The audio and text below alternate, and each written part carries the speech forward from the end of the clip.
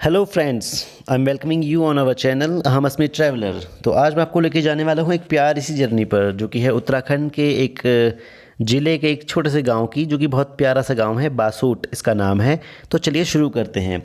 दिल्ली से जब आप निकलेंगे तो पुरानी दिल्ली रेलवे स्टेशन से आपको ट्रेन यहाँ के लिए मिल जाएगी। बसेस भी आती हैं आनंद विहार से, और आप अपनी खुद की गाड़ी से भी यहाँ पर आ सकते हैं। बहुत ज़्यादा दूर नहीं है, 8 घंटे का रास्ता है। ठीक है, तो पुरानी दिल्ली से आप जब ट्रेन बुक करेंगे तो आप आएंगे रामनगर पर, आप उतरेंगे और मैं आपको पूरे रास्ते को अच्छी तरह से यहाँ पे दिखाने वाला हूँ और बताने वाला हूँ कि यहाँ पर कैसे आप गर्मियों के टाइम पे आकर के अपना समर वैकेशन यहाँ पर अच्छे से बिता सकते हैं और यहाँ पर आपको बहुत मज़ा आएगा। तो दोस्तों, दिल्ली में जैसे ही कोरोना से हालात बिगड़ने लगे तो हमने सोचा क्यों ना अपना गांव चले जाए, वहाँ पे हम सुरक्षित रह सकते हैं। और हमने अपना RT-PCR टेस्ट करा लिया।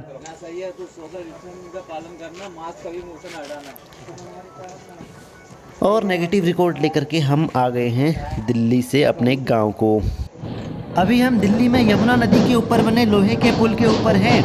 यह पुल भारत के सबसे पुराने और लंबे पुलों में से एक है। इस पुल का निर्माण 1863 में हुआ था और 3 साल में बनकर यह तैयार हुआ था। उसके बाद 1867 में इसको सबके लिए खोल दिया गया था। शाहदरा को दिल्ली से जोड़ने वाला यह पुल double deck steel truss bridge निर्माण शैली में बना है, जो यमुना नदी के पूर्वी तट को पश्चिमी किनारे से जोड़ता है। इस पुल को ईस्ट इंडिया रेलवे कंपनी द्वारा बनाया गया था और इसके बनाने में 16,16,335 पाउंड का खर्चा आया था।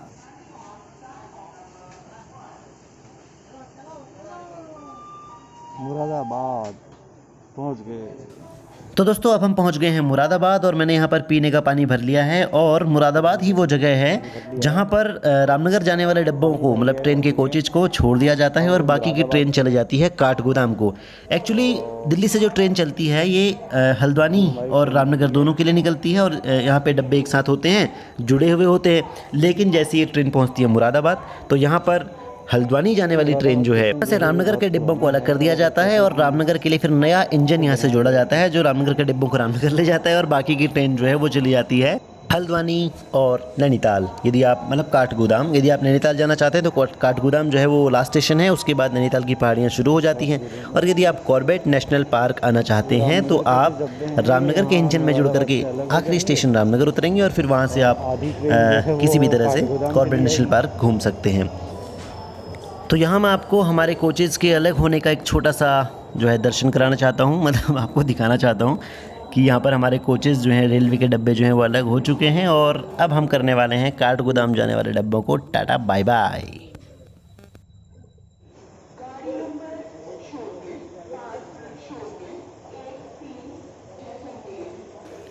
तो अभी हमें मुरादाबाद में, तो चलो थोड़ा इसके बारे में बात कर लेते हैं। ये स्टेशन जो है ये 1873 का स्टेशन है और दिल्ली से लगभग 104 मील की दूरी पर है, यानी कि 167 किलोमीटर। ठीक है, और नॉर्थ रेलवे जो है उसका मुख्यालय यहाँ पर है।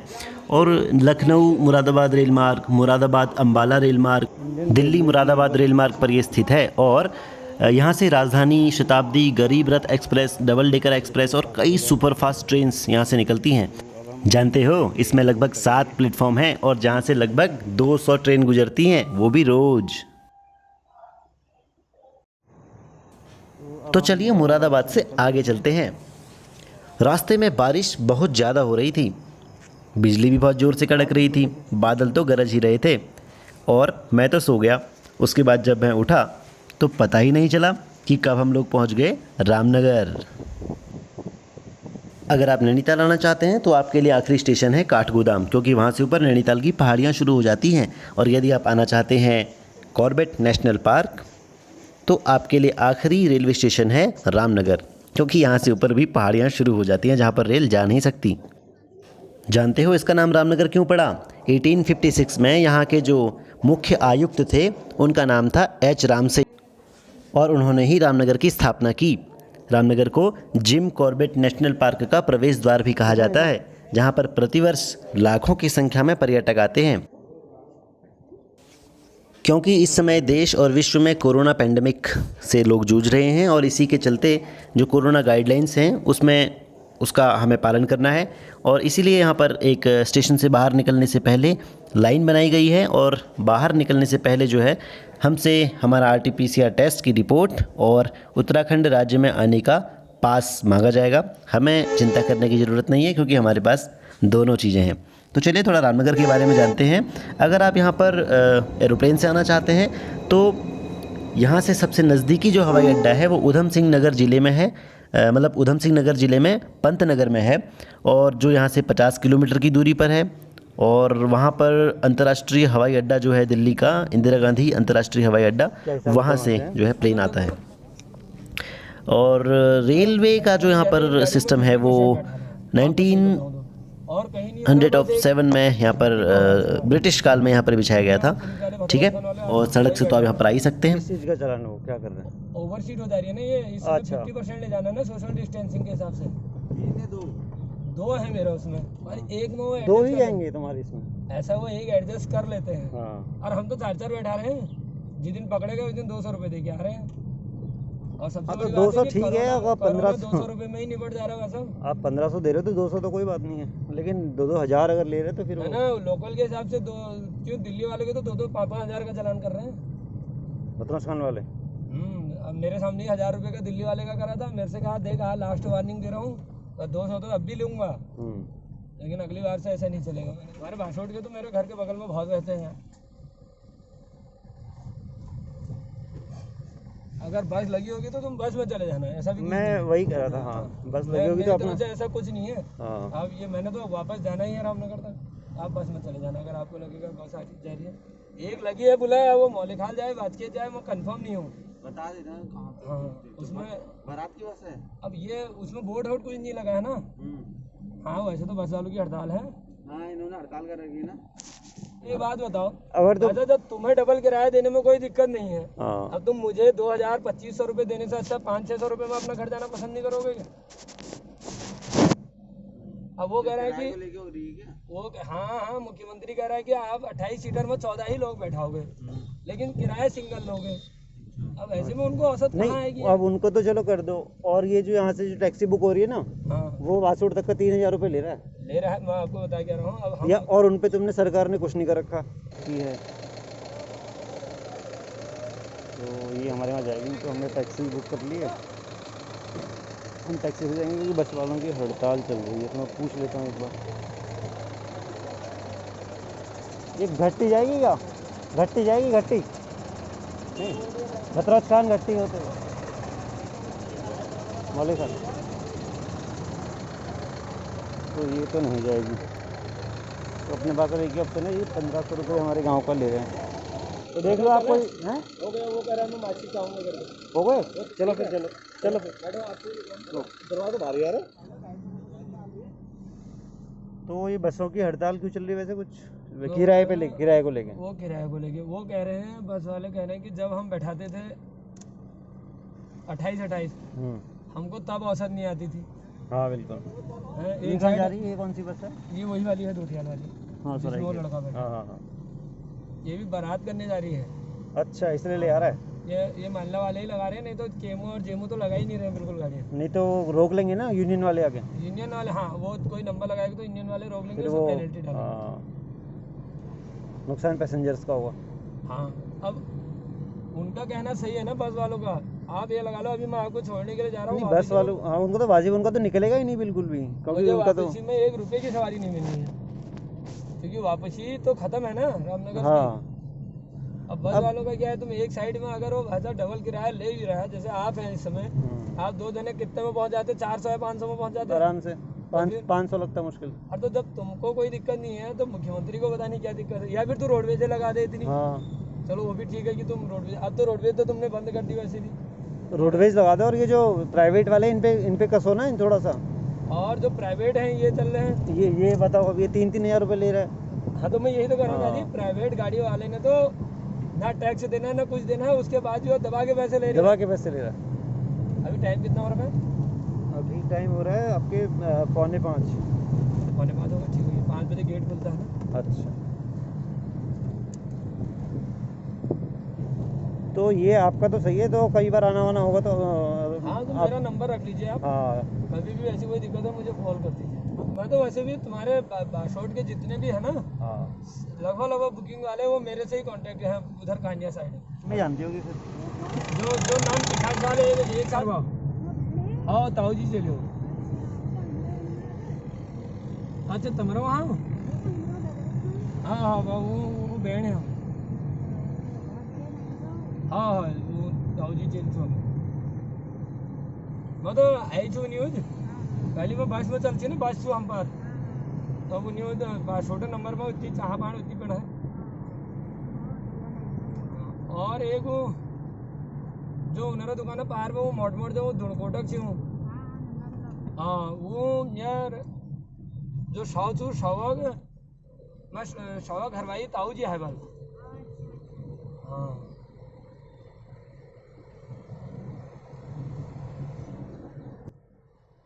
सही मिल गए आप। हम कल रात तो दोस्तों पूरा मामला ये है कि जब आप रामनगर से बासोट को आओगे तो आपको जो बस सर्विस है उसमें किराया लगभग 125 के आसपास है या इससे थोड़ा सा और कम या ज़्यादा, ठीक है। लेकिन इस बार क्या हो रहा है कि सवारी जो है वो जाते समय तो मिल रही है लेकिन आते वक्त सवारियां हैं नहीं दिल्ली को आने वाली या रामनगर को आने वाली ऊपर से। तो बस वालों ने या चालकों ने निवेदन किया या जो बस के जो मालिक थे उन्होंने निवेदन किया सरकार से कि आप किराए को डबल कर दें ताकि एक साइड को जो हमें नुकसान हो रहा है वो हमें ना हो। और सरकार ने इसको अनदेखा किया होगा शायद या उनकी बात नहीं मानी होगी तो बस वाले जो हैं वो सभी हड़ताल पर चले गए। केमू और जेमू जो बसें यहाँ पर चलती हैं वो सभी हड़ताल पर हैं। और हमारे लिए प्रॉब्लम यही थी कि अब हम जो है अपने गांव को कैसे जाएं क्योंकि वही जो है एकमात्र साधन होता है यहाँ से ऊपर पहाड़ी क्षेत्रों में पहुँचने का।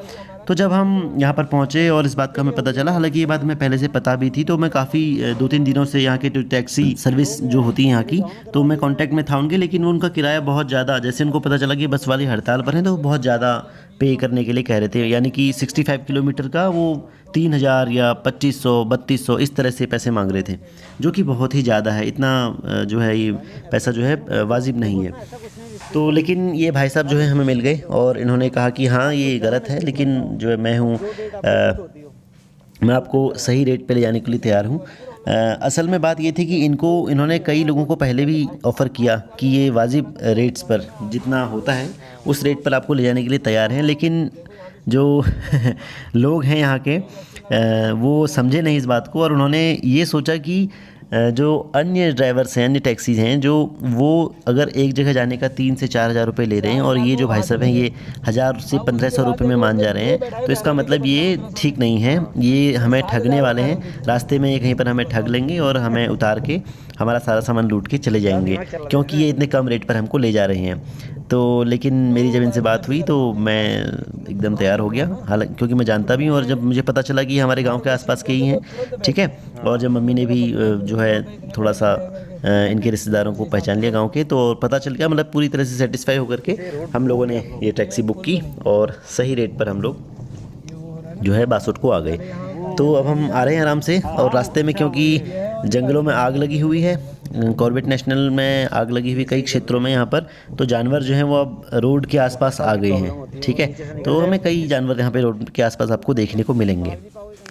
अच्छा, कॉर्बेट से ऊपर जब आप आएंगे तो आपको वहाँ पर एक बहुत अच्छा बहुत भव्य एक मंदिर है, गर्जिया माता का मंदिर, वो आपको मिलेगा। वहाँ पर आप ज़रूर दर्शन करने के लिए जाएं। नदी के बीच में वो एक मंदिर है और वहाँ पर बहुत सारी दुआएं कबूल होती हैं ठीक है। तो अंधेरा था वहाँ पर, इसलिए मैं उसकी वीडियो बना नहीं पाया। और जब आप आते हैं तो ध्यान रखिएगा कि जब बारिश का टाइम होता है, वर्षा ऋतु जो होती है, उस टाइम पर आप इधर नहीं आएँ, क्योंकि यहाँ पर जो पहाड़ी नदियाँ हैं वो बहुत उफान पर आ जाती हैं और ट्रक भी उसमें बह जाता है, बड़ी बड़ी गाड़ियाँ उसमें बह जाती हैं। लेकिन इसके लिए गवर्नमेंट अब जो है उपाय कर रही है, अब फ्लाईओवर यहाँ पर बनाए जा रहे हैं, जिसका काम पीछे चल रहा था, आपने देखा होगा, ठीक है। तो जब ये काम पूरा हो जाएगा तो आप एक बार कंफर्म कर लें कि रास्ते कहीं ख़राब तो नहीं है, ठीक है। तो इस तरह से हमारी जर्नी जो है वो अभी तक तो बहुत अच्छी है, कोई दिक्कत नहीं हुई है, बहुत आराम से हम आ रहे हैं और पहाड़ी रास्तों पर अब हम पहुंच चुके हैं। चलिए चलते हैं।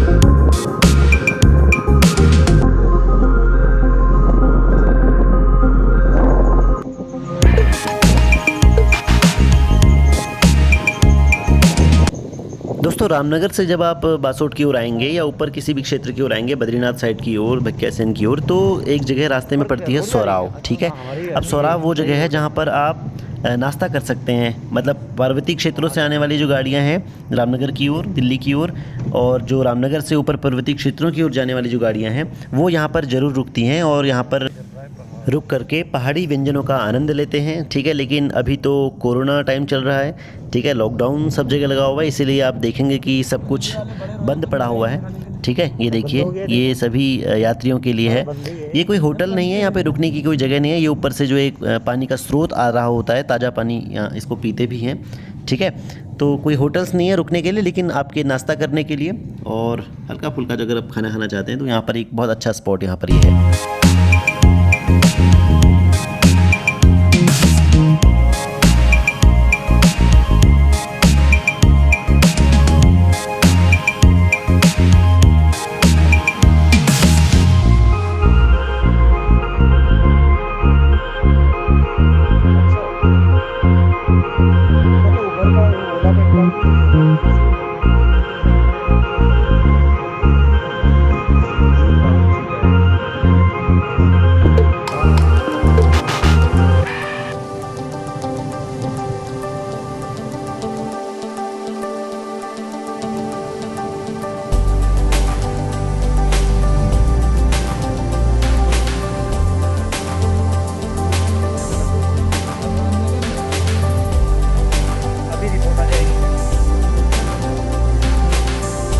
अगर आप अपनी गाड़ी से पहाड़ी रास्तों पर आ रहे हैं और ये आपका पहला एक्सपीरियंस है तो अब बहुत जो है संभल कर यहाँ पर चलें। हर मोड़ पर हॉर्न दें और ज़्यादा हैवी ड्राइवर ना बने, ज़्यादा स्पीडी यहाँ पर ना बने।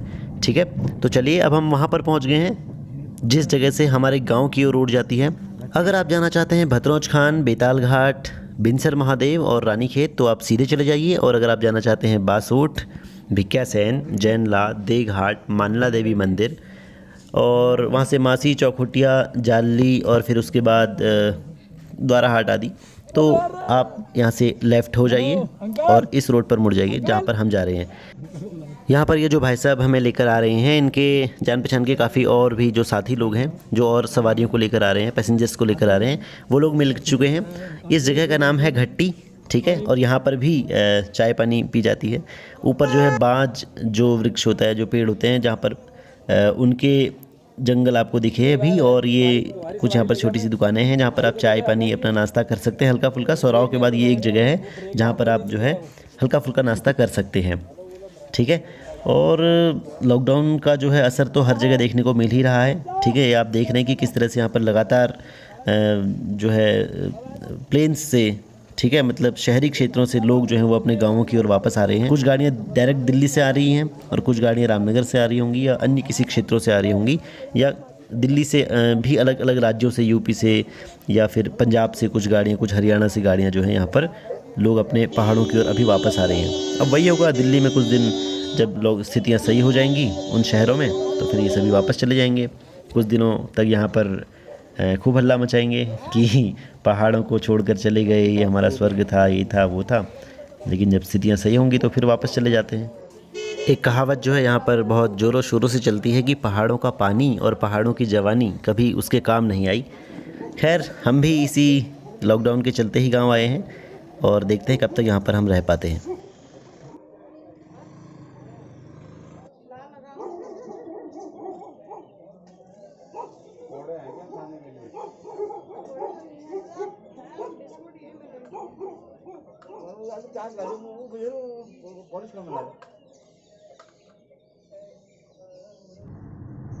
और रानीखेत वाला कहे चाहे मुझे छोड़ो तो उसने मछोड़ पे आके कह दिया यार गाड़ी में ब्रेक ही नहीं आ रहे हैं। अच्छा, हाँ, अब मैं आ रहा था पीछे से, उन्होंने मुझे देख लिया, उन्होंने कहा सतीश जी, मैंने कहा हाँ दादी बताओ। बोलो कहाँ जा रहे हो? मैंने कहा विनायक जा रहा हूँ यार, घर से पिकअप है। उन्होंने कहा उसको ऐसा कुछ कहूँगा तो इसको भनक लग जाएगी कि इसका कुछ काम है, पिकअप है।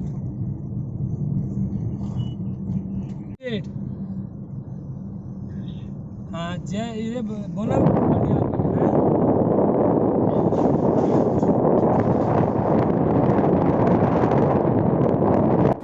घट्टी से बासोट का डिस्टेंस लगभग 10 किलोमीटर का है और दिल्ली से मेरा कज़न ब्रदर भी गांव आया हुआ है और हम लोग यहाँ पर बहुत मस्ती करने वाले हैं। मिलाता हूँ आपको इससे। बैठ भैया और ठीक ठाक।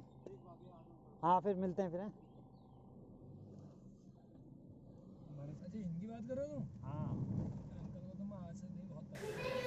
तो दोस्तों अब हम वहाँ पहुँच चुके हैं जहाँ के लिए हम निकले थे, जहाँ के लिए यात्रा शुरू हुई थी, बासोट। ठीक है, और ये जो है हमारा मार्केट अब यहाँ से स्टार्ट हो जाएगा।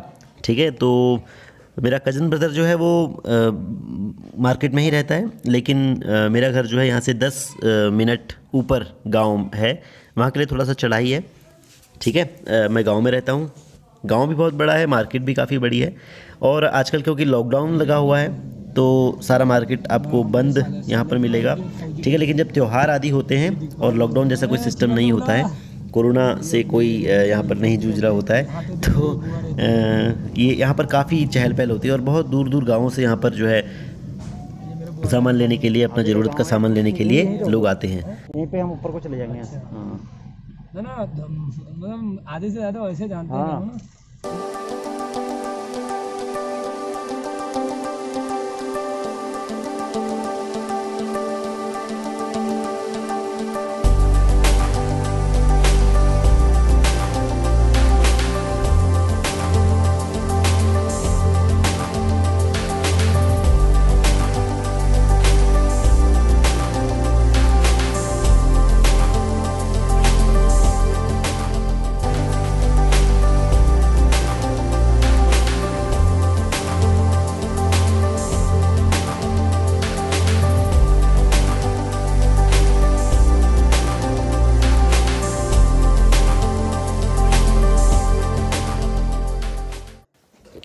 तो दोस्तों फाइनली अब हम पहुंच गए हैं अपने गांव में। ठीक है, और वो सामने ही हमारे गांव का पंचायत घर है। ये रास्ता बाज़ार की ओर जा रहा है जहां से हम अभी आए थे, और मैं ये पूरी सीरीज़ यहाँ पर बनाने वाला हूँ, और भी मैं कई जगह इधर उधर जाता रहता हूँ। ठीक है, तो उन सभी वीडियोज़ को मैं आपके सामने पेश करता रहूँगा और आपका मनोरंजन करता रहूँगा। ठीक है, आपको बहुत अलग अलग जगह आपको दिखाता रहूँगा। आप सब्सक्राइब कीजिए इस चैनल को, लाइक कीजिए, और कमेंट के द्वारा हमें ज़रूर बताइए कि आपको ये वीडियो कैसा लगा, और इसको शेयर ज़रूर कीजिए। और अगर आप आना चाहते हैं और इस तरह की और भी वीडियोज़ आप पाना चाहते हैं तो ज़रूर कमेंट के माध्यम से हमें बताइएगा।